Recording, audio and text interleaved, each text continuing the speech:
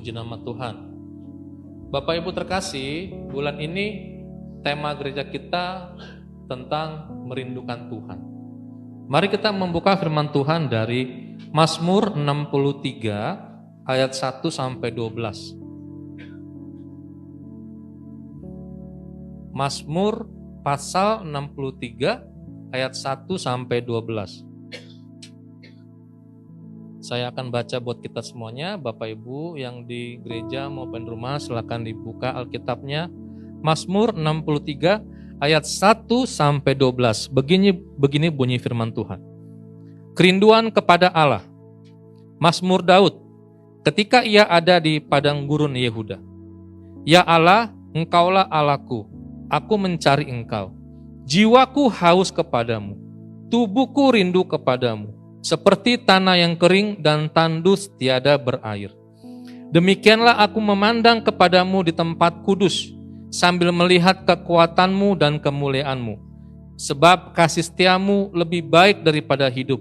Bibirku akan memegahkan engkau. Demikianlah aku mau memuji engkau seumur hidupku, dan menaikkan tanganku demi namamu.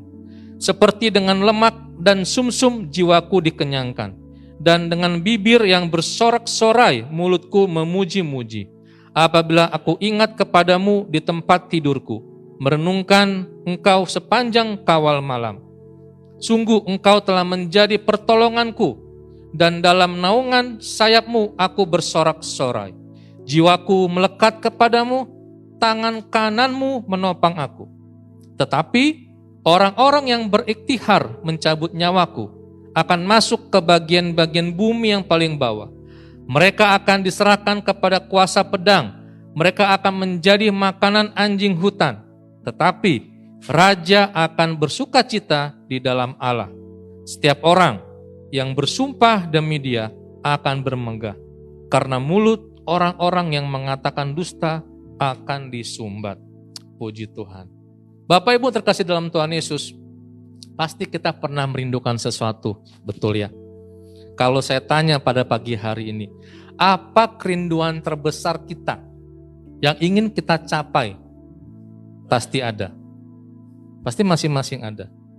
Ada ya?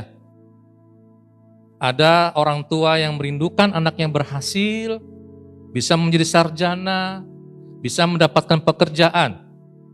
Ada anak yang rindu supaya orang tuanya berhasil, naik jabatannya, dipromosikan, gajinya naik, dan sebagainya. Semua orang punya kerinduan. Tidak ada yang tidak punya kerinduan.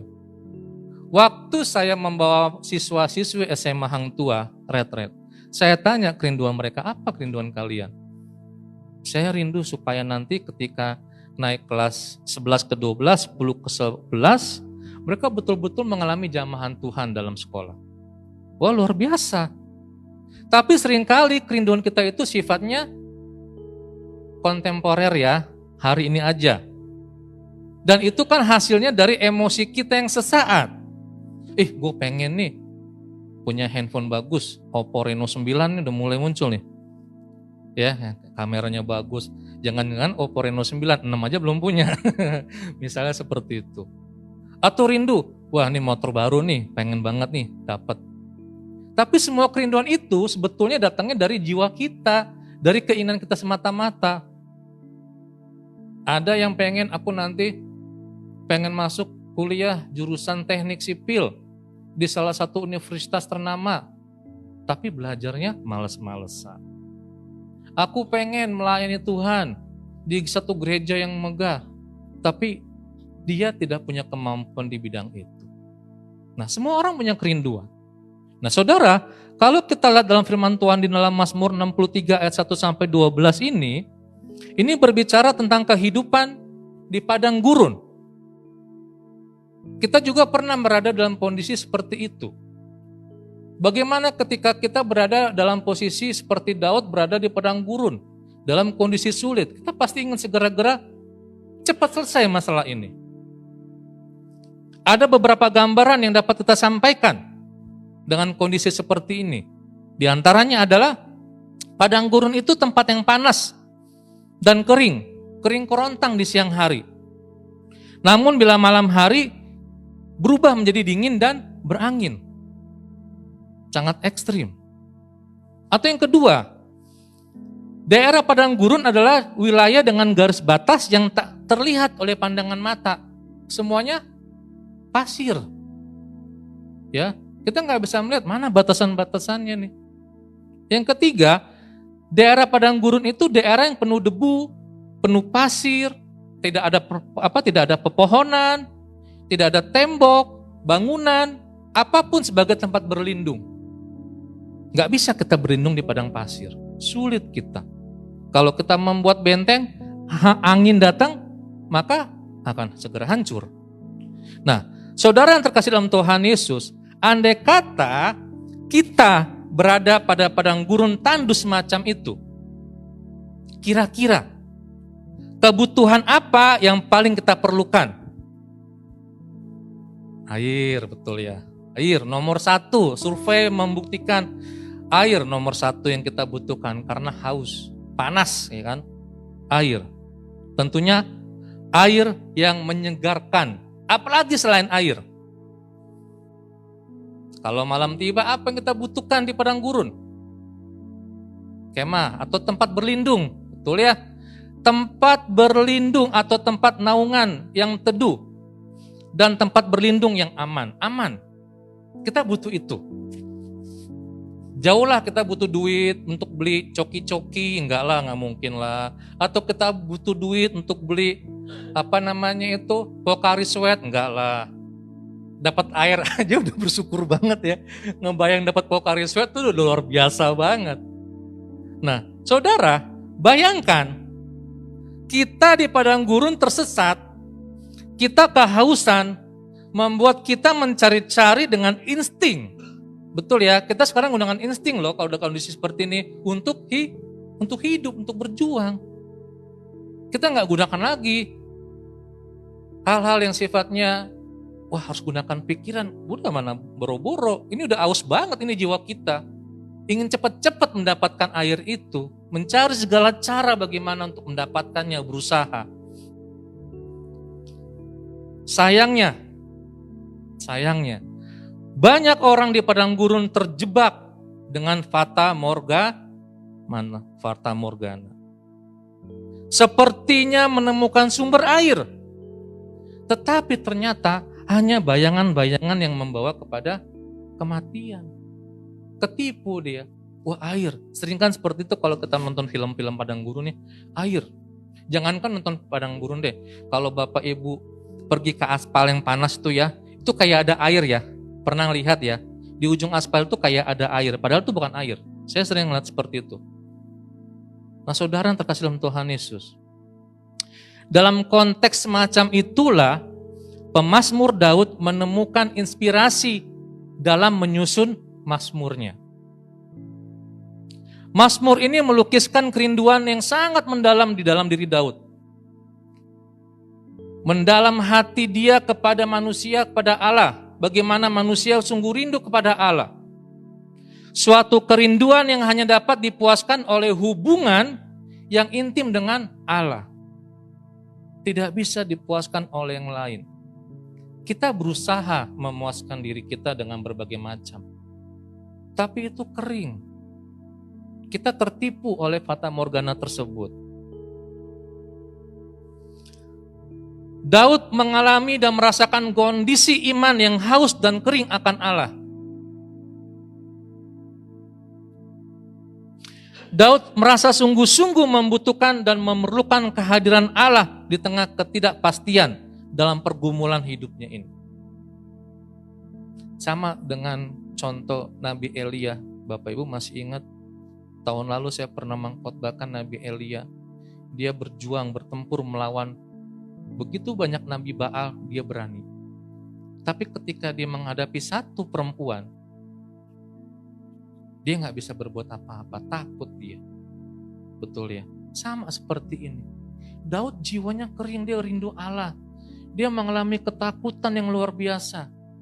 Saudara, kita juga pasti pernah mengalami hal seperti ini.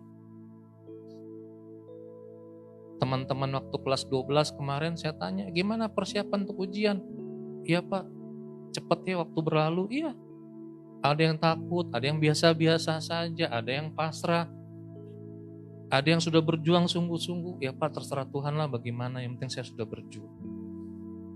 Nah saudara, seringkali di tengah kegalauan itu kita bingung, kita sudah berdoa tapi Tuhan gak pernah jawab pergumulan kita. Hidup ibarat tanah yang kering, tanah yang tandus, tidak berair. Kita memerlukan siraman dan kesegaran baru dari Allah yang senantiasa kita nantikan. Bapak Ibu, inilah cermin dan gairah hati Daud yang amat merindukan Tuhannya. Bapak Ibu yang terkasih dalam Tuhan Yesus, ketika kita mengalami kehausan, kita pasti cepat-cepat mencari air. Puji Tuhan, saat ini warung-warung tersedia di mana-mana. Jadi kita gampang, tinggal singgah beli air. Tetapi pemazmur mengalami kehausan dan kerinduan akan Allahnya seperti orang yang terjebak dalam kegersangan hidup. Coba perhatikan ayat 2. Dikatakan di situ, "Ya Allah, Engkaulah Allahku, aku mencari Engkau." Dia mencari, jiwaku haus kepadamu, tubuhku rindu kepadamu. Dikatakan selanjutnya apa? Seperti tanah yang kering dan tandus, gak ada airnya. Ini ungkapan hatinya si Daud. Tetapi apa yang terjadi Bapak Ibu? Ia tidak terjebak ke dalam fata morgana. Kenapa? Karena Allah hidup dan nyata selalu dapat dihampiri oleh karena kasih-Nya. Puji Tuhan, luar biasa. Daud tidak terjebak. Tetapi kita sebagai manusia seringkali terjebak dalam fata morgana itu. Kita kira itu dari Tuhan. Ternyata bukan. Kita kira Tuhan memberikan. Ternyata bukan. Disitulah kita perlu hubungan kita yang dekat dengan Tuhan selalu. Jangan pada saat hari-hari besar agama saja keintiman kita dengan Tuhan datang. Tapi setelah hari-hari besar agama Kristen lewat, hidup kita hambar. Betul ya. Pas mau gathering semangat, woi berdoa ayo semangat, wah senang. Pulang gathering loyo lagi. Hilang, tandus lagi, kering lagi. Bapak Ibu yang terkasih dalam Tuhan Yesus, maka dengan insting iman, Daud bisa melihat Allah yang penuh kasih setia dan hidup seperti di bait suci ketika ia beribadah kepadanya. Perhatikan di ayat 3. Di ayat 3 Daud mengatakan begini, "Demikianlah aku memandang kepadamu di tempat yang kudus, sambil melihat kekuatanmu dan kemuliaanmu." Luar biasa.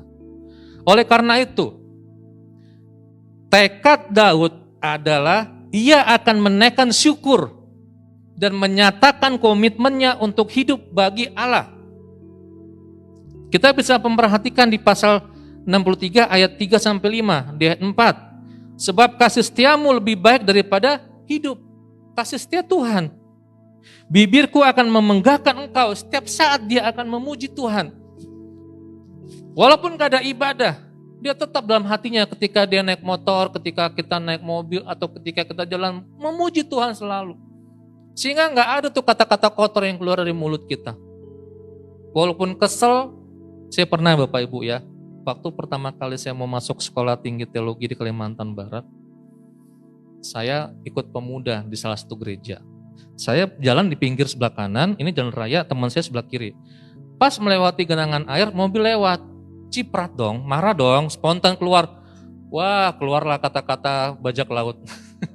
Gitu ya, keluar. Teman saya tiba-tiba pukul, lu mau masuk sekolah pendeta ngomong masih begitu.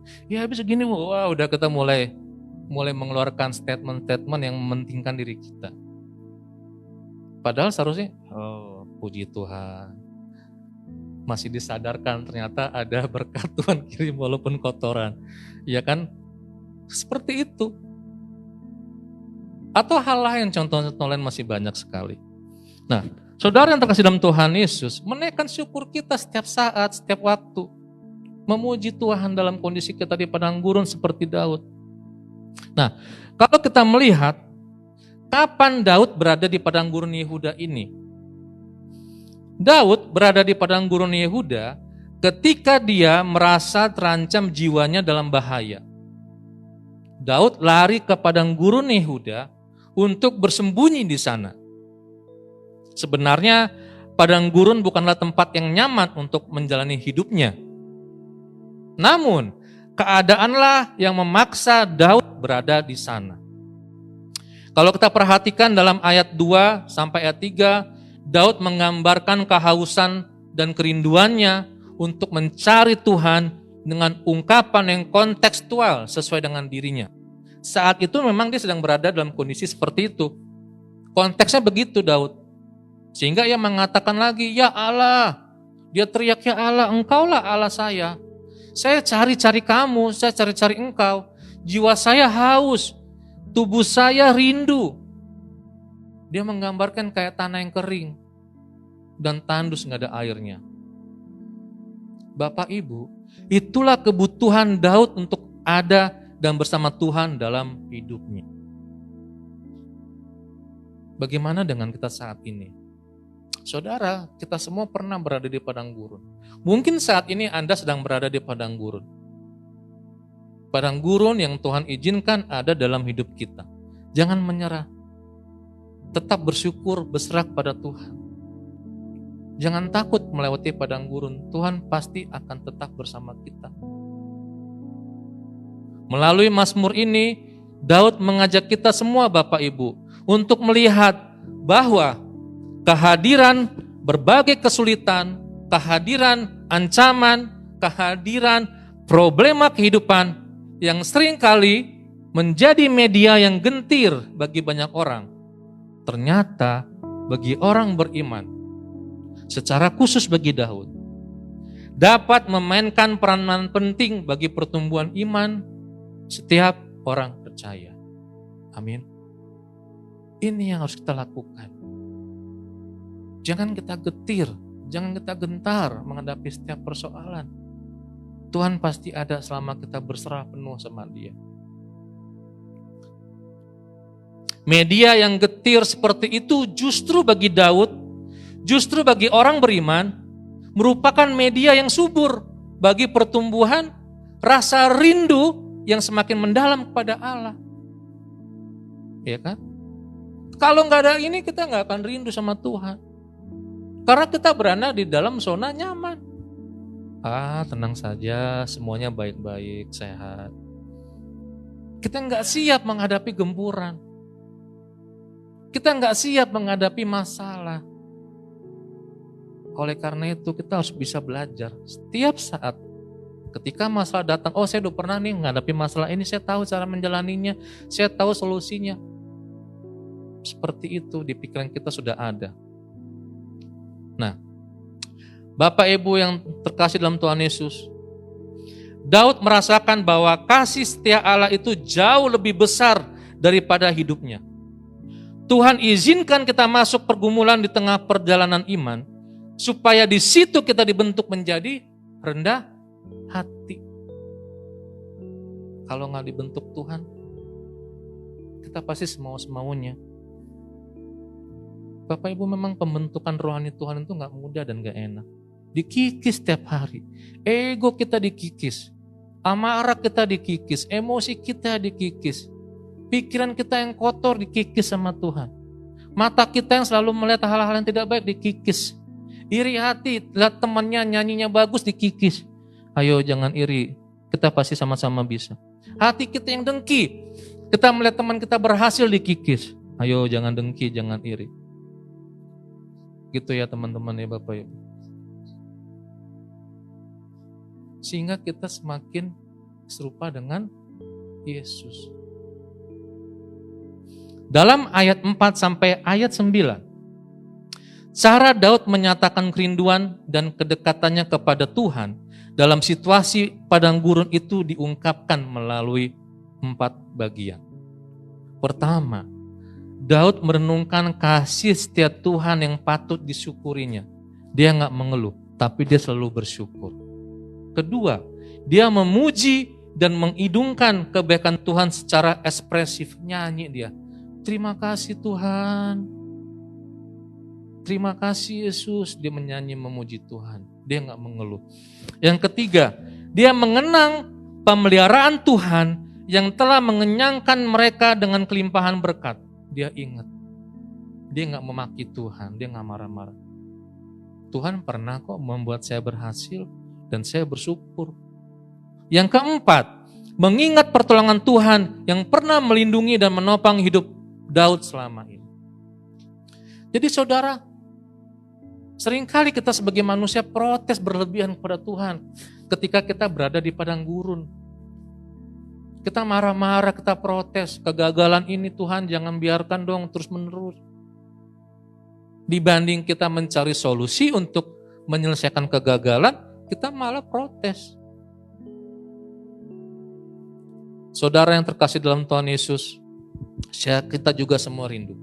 Melalui media yang getir seperti ini, Daud merasa dilatih untuk semakin menghayati kebesaran kasih setia Allah bagi hidupnya yang tidak berdaya. Inilah juga yang kita lakukan. Apa pergumulan kita? Orang tua saya sakit, kanker payudara stadium 2. Kita berdoa, Tuhan tolong. Saya tanya, mama takut? Enggak. Oke, kita berdoa aja, Tuhan kasih yang terbaik. Puji Tuhan, semuanya Tuhan siapkan. Papa saya kemarin pinggangnya sakit, pengapuran, jadi susah dia. Berdoa, Tuhan kasih. Solusinya apa? Sekian hari sekali harus kalau pokoknya ada itunya ya, ada pengobat terapi. Puji Tuhan, pelan-pelan bisa sembuh. Jadi ada solusi. Berusahalah melihat solusi di setiap masalah yang kita hadapi. Jangan melihat masalah itu sehingga kita jadi stres. Bapak Ibu yang terkasih, penghayatan terhadap kasih setia Allah dan kerinduannya yang dalam kepada Allah pada situasi yang penuh kepahitan bukanlah proses yang mudah. Memang itu tidak mudah. Diperlukan faktor utama yang memungkinkan terjadinya proses ini, yaitu kesadaran Daud dan setiap orang percaya bahwa kebutuhannya yang terdalam hanyalah akan ditemukan di dalam Tuhan. Bukan di dalam siapa-siapa atau apa-apa, tapi hanya di dalam Tuhan. Sumber pertolongan yang menopang hidupnya. Kesadaran akan hal inilah yang membuatnya merasa haus dan rindu untuk mencari Tuhan Allahnya setiap saat. Bapak Ibu, iman yang bertumbuh kuat melalui media pahit inilah yang akan memiliki daya tahan yang kokoh dan kuat. Iman seperti ini, dia akan bertumbuh kuat, kokoh senantiasa. Lalu di ayat 10-12, pada bagian akhir tentang gambaran keyakinan iman Daud, dinyatakan bahwa orang-orang yang memusuhinya tidak akan mencabut nyawanya. Saya baca ya ayat 10-12. Tetapi orang-orang yang berikhtiar mencabut nyawaku akan masuk ke bagian-bagian bumi yang paling bawah. Mereka akan diserahkan kepada kuasa pedang. Mereka akan menjadi makanan anjing hutan. Tetapi raja akan bersuka cita di dalam Allah. Setiap orang yang bersumpah demi dia akan bermegah. Karena mulut orang-orang yang mengatakan dusta akan disumbat. Ada hasilnya Bapak Ibu. Luar biasa kan. Kalau Tuhan udah bekerja, kita tinggal ikutin aja maunya Tuhan. Lihat nanti hasilnya. Di sini diungkapkan dengan jelas bahwa Allah pasti akan memberikan pertolongan. Allah akan memberikan perlindungan kepada Daud. Bahwa apa? Bahwa kebenaran pasti akan menang. Kebenaran akan ditegakkan pada waktunya. Jadi bersabarlah menghadapi segala sesuatunya. Nah saudara, melalui perikop ini hendak dikatakan kepada setiap orang bahwa dalam menghadapi situasi penderitaan yang tidak menentu, Sebagaimana Daud yang telah melarikan diri ke padang gurun oleh karena banyaknya orang yang ingin membunuh dia. Ada beberapa hal yang perlu kita perhatikan. Ada hal-hal positif yang dapat kita lakukan. Yang pertama, bukan dengan berkeluh kesah atau berputus asa seperti dilakukan sebagian orang, tetapi tetap bergairah dan mencari serta menemukan Allah. Yang kedua, jangan sampai hubungan dengan Allah terputus. Lalu kita lari dari Allah, kita menghujat Dia. Melainkan harus hidup tetap dekat dengan Allah sebagai sumber hidup. Yakin.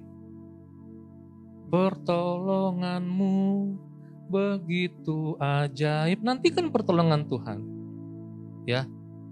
Nantikan. Sehingga kita bisa melihat, oh iya ya betul Tuhan itu hidup. Yang ketiga, senantiasa mengingat dan mengenang pertolongan Tuhan dan kebaikannya di masa lalu dalam hidup kita. Tuhan pernah kok menolong saya. Kejadian ini sudah pernah.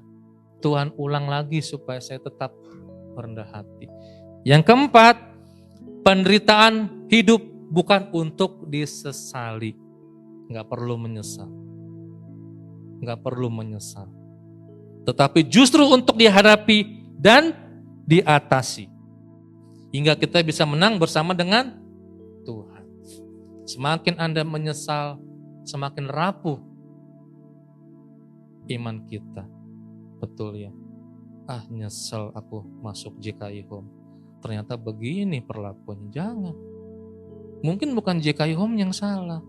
Kitanya yang tidak bisa menerima teguran itu. Ya kan? Karena ketika ditegur, emosi kita masih mendidih. Salah seperti itu. Bapak Ibu yang terkasih dalam Tuhan Yesus. Orang yang mengaku mengenal Allah perlu meneliti dirinya dengan bertanya sebagai berikut. Apakah saya sungguh-sungguh sangat merindukan Allah dan kehadirannya di dalam hidup saya? Kalau kita merindukan Allah, gak akan kita datang terlambat ke gereja. Amin. Karena dia sudah siap-siap. Ibadah jam 10, jam 8 dia udah mandi. Kalau bisa jam 7 dia mandi, jam 6, jam 5. Datang ke gereja duluan. Loh iya dong, kan rindu kita akan Allah. Kalau orang rindu akan Allah, gak mungkin dia membuang-buang waktu. Masih jam 5 tidur lagi sampai jam 6, sampai jam 7. Itu bukan rindu sama Allah. Kalau kita rindu sama Allah, segera kita menyiapkan semua yang terbaik di hari Sabtu. Persembahan sudah disiapkan, Alkitab sudah disiapkan, baju, celana, sepatu disiapkan semuanya di hari sebelumnya. Sehingga ketika hari Minggu kita bangun tinggal siap-siap. Itulah orang yang merindukan Allah. Atau apakah saya mengarungi hidup ini sebagian besar dengan usaha-usaha sekuler dan hiburan duniawi, sehingga doa, membaca Alkitab, dan dahaga yang sangat besar bagi Allah dan kebenarannya hampir tidak ada tempat atau tidak giat dalam hidup saya? Tanyakan. Biasa-biasa aja, hari Minggu ya hari Minggu, gak ada bedanya. Seperti hari-hari biasa. Komsel biasa saja, Bible Talk biasa saja, doa pagi biasa saja. Harus dicek lagi hidup kita. Saudara yang terkasih Tuhan Yesus, setiap orang percaya pasti pernah mengalami kegersangan hidup. Pada saat sedemikian, ingatlah bahwa Allah tetap nyata dan kasih setianya tidak pernah berubah. Tanamkanlah kesadaran mendalam bahwa Allah bukan hanya pelepas dahaga jiwa kita, Ia juga mendengar seruan kita. Biar akhirnya lewat firman Tuhan ini kita semua belajar seperti Daud. Ketika dia merindukan Allah, dia tetap menjaga hubungannya dengan Tuhan Allah. Amin untuk firman Tuhan.